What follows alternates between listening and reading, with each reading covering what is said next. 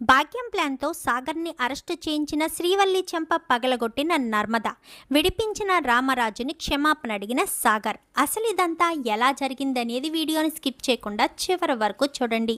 ఇల్లు ఇల్లాలు పిల్లలు అప్కమింగ్ ఎపిసోడ్స్లో ఏం జరగబోతుందో ముందుగా తెలుసుకోవాలి అనుకుంటే కింద కనిపిస్తున్న హైప్ బటన్ మీద క్లిక్ చేసి వీడియోని లైక్ చేసి ఛానల్ని సబ్స్క్రైబ్ చేసుకుని పక్కనే ఉన్న బెల్ సింబల్లో ఆల్ పై క్లిక్ చేయండి.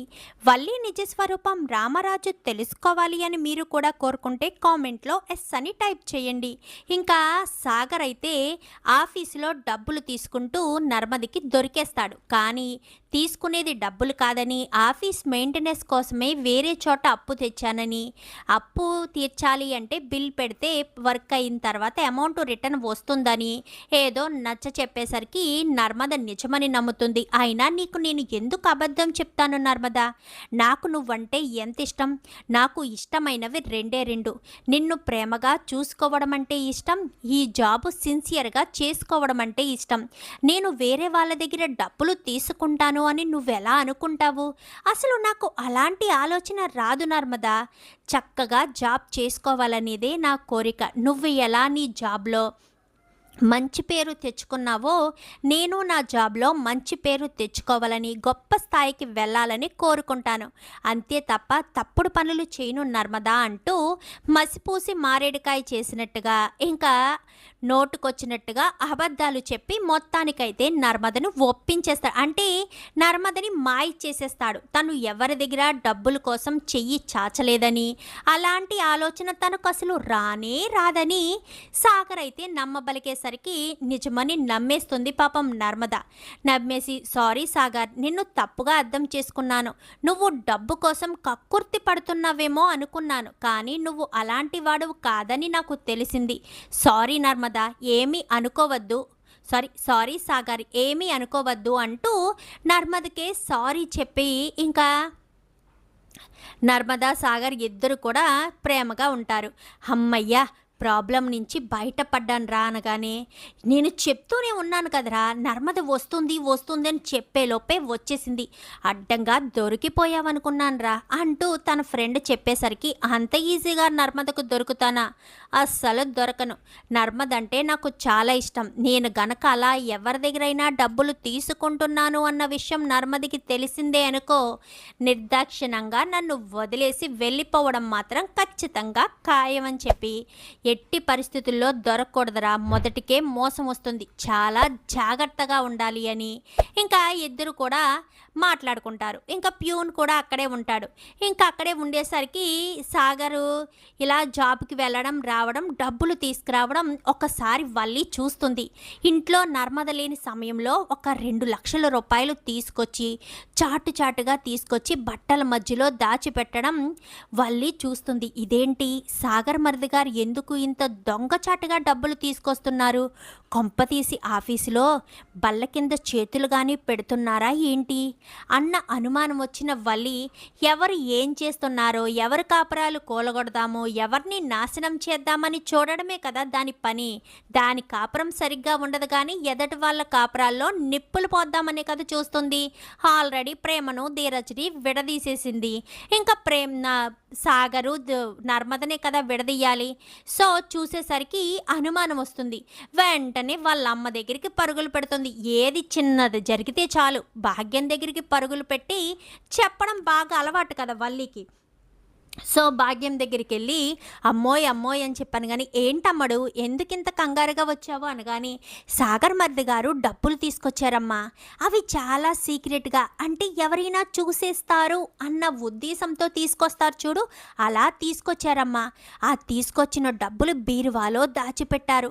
అది ఎందుకో నాకు అక్రమ సొమ్మేమో అనిపిస్తుంది అనేసరికి, అంటే బల్ల కింద చేతులు పెట్టాడు అని అనుకుంటున్నావా అనగాని, అదే అనుకుంటున్నాను అనేసరికి, అయితే మనకు దొరికినట్టే అని చెప్పాను. కానీ ఏం చేస్తామమ్మడు, నీ నెక్స్ట్ టార్గెట్ ఏంటి?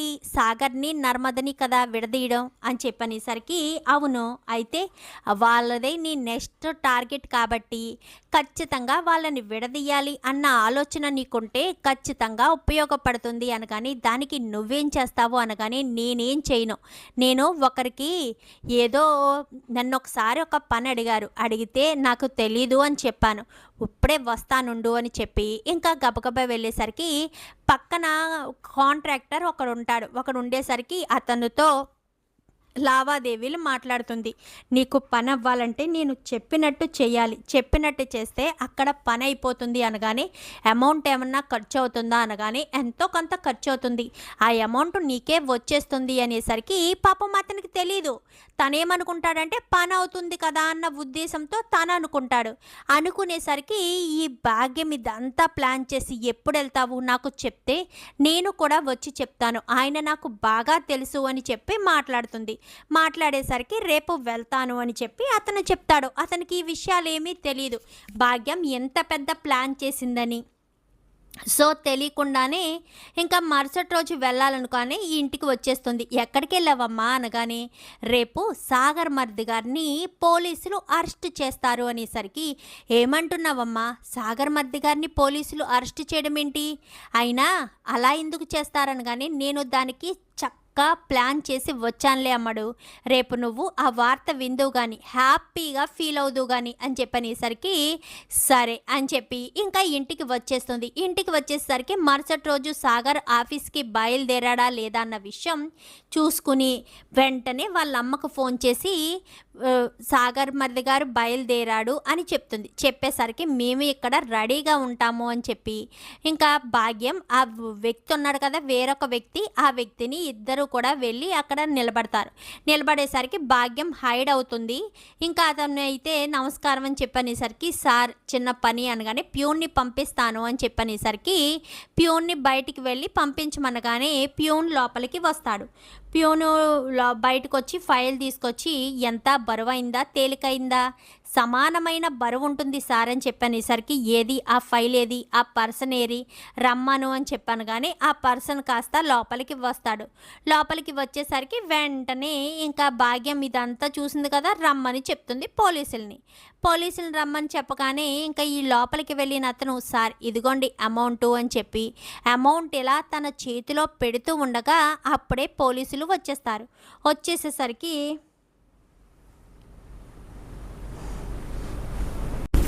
ఏం చేస్తున్నావు మిస్టర్ సాగర్ అని చెప్పాను. కానీ సార్ ఫైలు అనగానే అదేంటి చేతిలో అమౌంట్ ఏంటి అంటే నువ్వు అలాంటి ఫ్రాడ్ పని చేస్తున్నావా, తప్పు చేస్తున్నావా అంటూ ఇంకా ఆ అమౌంట్ని అతన్ని ఇద్దరిని కూడా పట్టేసుకునేసరికి ఇంకా సార్ నేను చెప్పేది వినండి సార్ అంటూ పోలీసులు చేతులు తడపడం కోసమని ట్రై చేస్తాడు. వచ్చిన వాళ్ళు సిన్సియారిటీ ఉన్న వాళ్ళు కాబట్టి ఇంకా సాగర్ని అరెస్ట్ చేసి తీసుకుని వెళ్ళిపోతారు. ఆ తీసుకుని వెళ్తూ ఉండగా భాగ్యాన్ని చూస్తాడు. ఇక సాగర్ అయితే అంటే ఇదంతా ఈవిడ ప్లాన్ చేసిందా ఏంటి, అయినా ఈవిడికి నా ఆఫీస్ దగ్గర పనే ఉంది అనుకుంటూ ఇంకా సాగరు అరెస్ట్ చేసి తీసుకెళ్ళిపోతారు. అది పెద్ద న్యూస్లో ఇంకా సెన్సేషనల్ అవుతుంది. న్యూస్లో సెన్సేషనల్ అయ్యేసరికి పలానా ఆఫీస్లో పలానా సాగర్ అనే వ్యక్తి అమౌంట్ తీసుకుంటూ దొరికేశాడు అంటూ ఇంకా చెప్పడంతో అదంతా కూడా న్యూస్లో చూసి వల్లి ప్రేమ షాక్ అయిపోతుంది.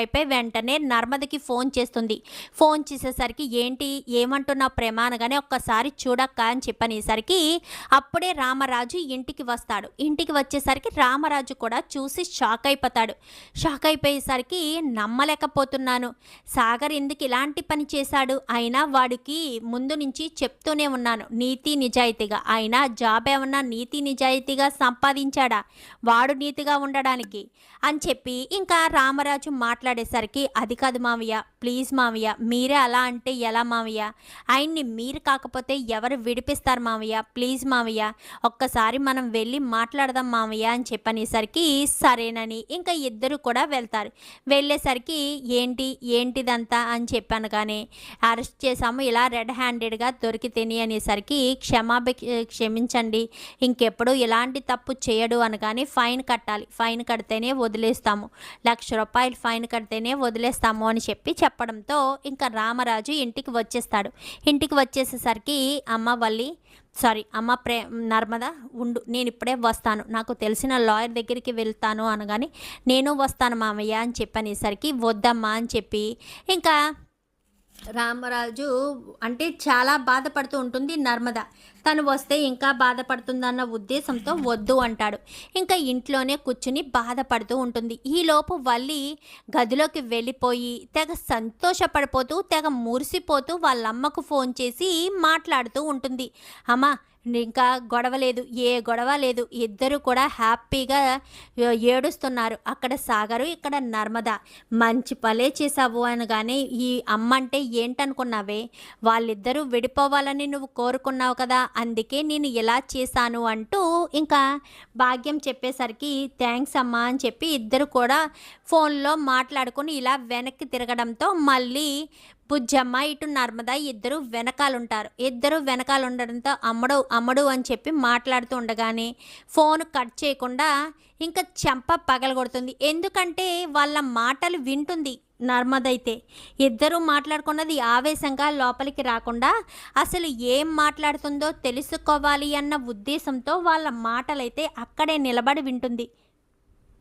వినేసరికి ఇదంతా కూడా వీళ్ళే చేశారన్న విషయం తెలుసుకుని వల్లి చెంప పగలగొట్టేసరికి నేనేం చేశాను కానీ, ఇప్పుడు వరకు నువ్వు మీ అమ్మతో మాట్లాడిందంతా నేను విన్నానక్క. మీ అమ్మ ప్లాన్ చేయడం బట్టే కదా సాగర్ దొరికాడు. సాగర్ని అరెస్ట్ చేయించింది నువ్వు మీ అమ్మ కలిసి చేయించారు అన్న విషయం నాకు తెలిసిపోయింది. నువ్వు చేసిన తప్పులన్నింటినీ మేము క్షమించుకుంటూ వస్తుంటే నువ్వు మాత్రం మా వెనక గోతులు తీస్తావా? ప్రేమను ధీరజ్ని విడదీసినట్టు నన్ను సాగర్ని విడదీయాలని ప్లాన్ చేస్తావా అని చెప్పనేసరికి, అది కాదు నర్మదాను కానీ, చి నోర్మి అక్క, నీకు అసలు నువ్వు మనిషివేనా?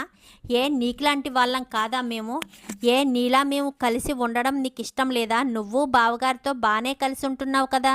నువ్వు చేసిన తప్పులకి నువ్వు శిక్ష అనుభవిస్తున్నావు. మేమేం తప్పు చేశాము? అయినా నువ్వు ఎందుకు అంత కక్ష కట్టాలి?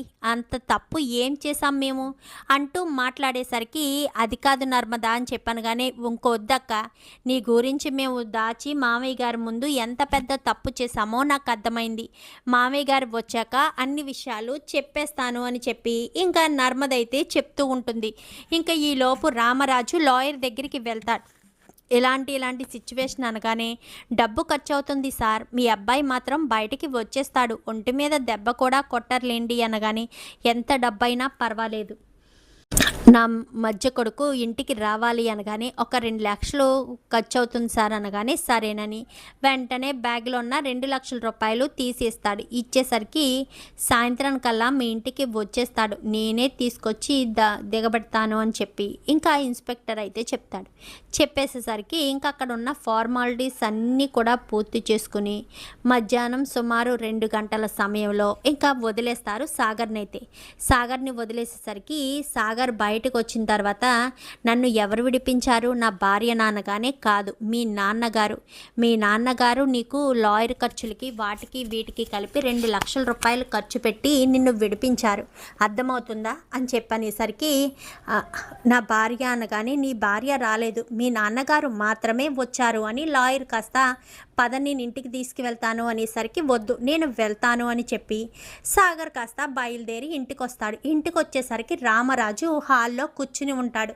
రామరాజు కూర్చుని ఉండడంతో వచ్చిన వాడికి హారతిచ్చి లోపలికి తీసుకురమ్మా నర్మదా, కష్టపడి మరీ చదివి ఉద్యోగం సంపాదించాడు కదా, అడ్డదారిలో ఉద్యోగాలు సంపాదిస్తే ఇలా అడ్డదారిలోనే సంపాదించాలి అని ఆలోచన వస్తుంది.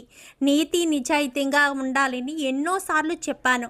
నా కొడుకులు ముగ్గురు నీతి నిజాయితీగా ఒకరి చేత వేలెత్తి చూపించుకోకుండా ఉండాలని ఎన్నోసార్లు కోరుకున్నాను.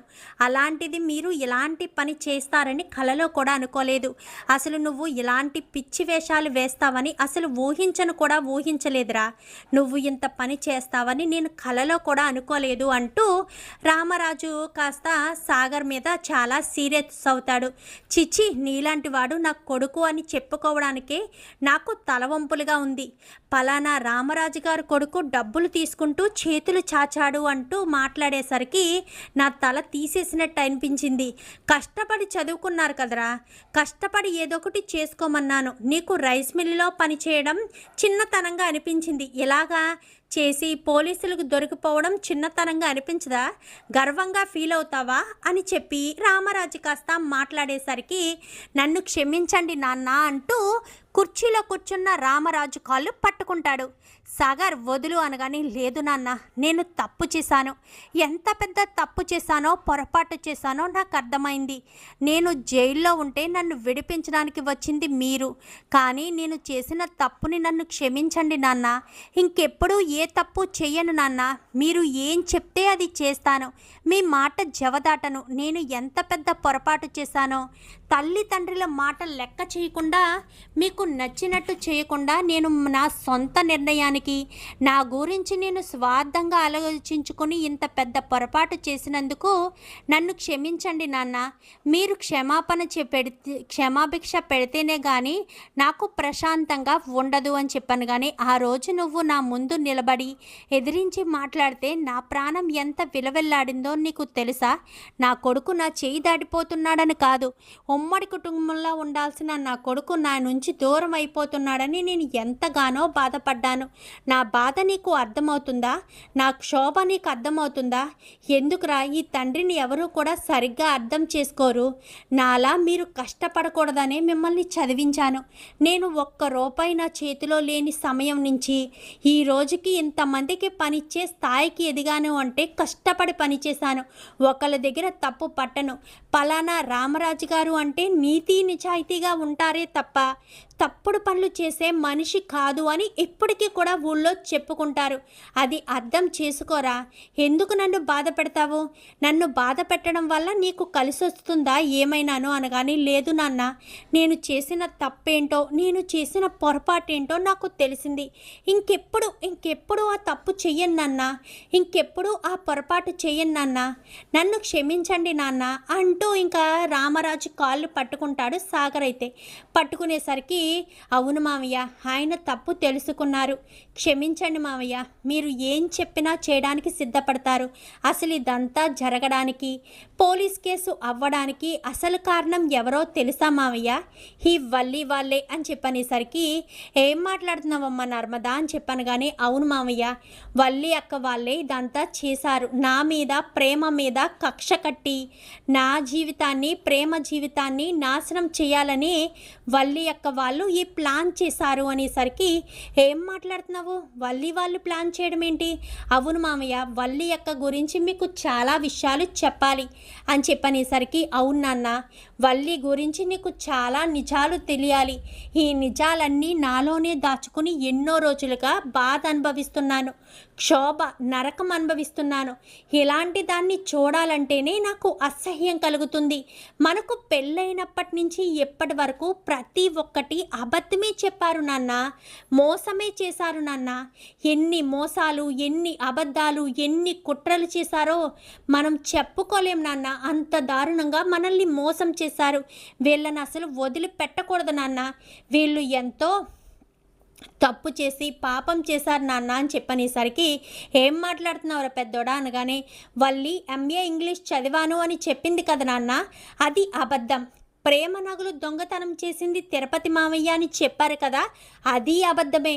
ఎందుకంటే ప్రేమ నగలు దొంగతనం చేసింది వల్లీనే. అసలు వల్లీకి నగలు అంటూ ఏమీ లేవు.